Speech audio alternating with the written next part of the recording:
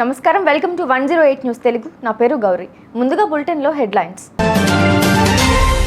పని చేస్తే ప్రోత్సాహం, లేకపోతే నమస్కారం. ముఖ్యమంత్రి చంద్రబాబు స్పష్టీకరణ.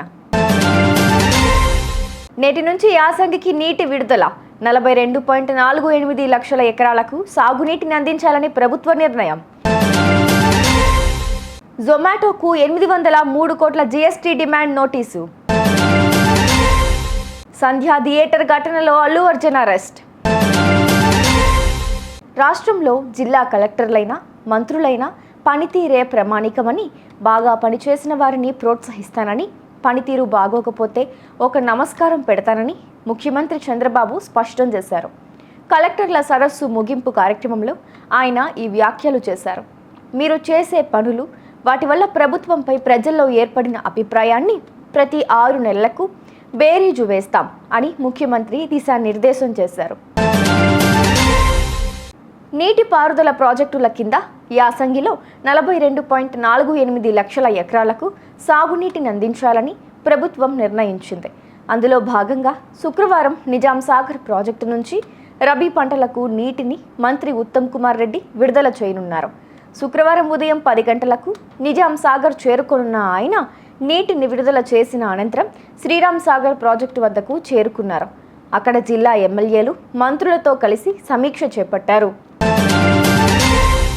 ప్రముఖ ఫుడ్ డెలివరీ సంస్థ జొమాటోకు మరోసారి జీఎస్టీ డిమాండ్ నోటీసులు అందాయి. వినియోగదారుల నుంచి వసూలు చేసిన డెలివరీ ఫీజుపై జీఎస్టీకి సంబంధించిన బకాయిలు చెల్లించాల్సి ఉందంటూ ఈ నోటీసులు వచ్చాయి. ఈ విషయాన్ని రెగ్యులేటరీ ఫైలింగ్ సందర్భంగా కంపెనీ వెల్లడించింది. మొత్తం 803.4 కోట్ల జీఎస్టీ చెల్లించాలని ఆదేశాలు వచ్చినట్లు పేర్కొంది. పుష్ప 2 సినిమా ప్రీమియర్స్ రోజు సంధ్యా థియేటర్ ఘటనలో ఐకాన్ స్టార్ అల్లు అర్జున్ను అరెస్ట్ చేశారు చిక్కడపల్లి పోలీసులు. ఈ ఘటనలో ఇప్పటికే సంధ్యా థియేటర్ యాజమాన్యాన్ని అరెస్ట్ చేయగా, ఇప్పుడు సినీ నటుడు అల్లు అర్జున్ను పోలీసులు అదుపులోకి తీసుకున్నారు. పుష్ప 2 బెనిఫిట్ షో సందర్భంగా హైదరాబాద్లోని సంధ్యా థియేటర్ వద్ద జరిగిన తొక్కిసలాటలో రేవతి అనే మహిళ మృతి చెందగా, ఆమె కుమారుడు ఆసుపత్రిలో చికిత్స పొందుతున్నాడు.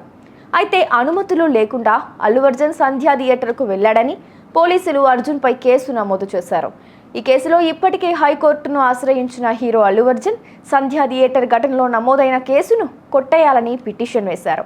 అల్లు అర్జున్ను నిందితుడిగా చేర్చిన పోలీసులు తనపై నమోదైన కేసును కొట్టేయాలని పిటిషన్లో కోరిన అల్లు అర్జున్.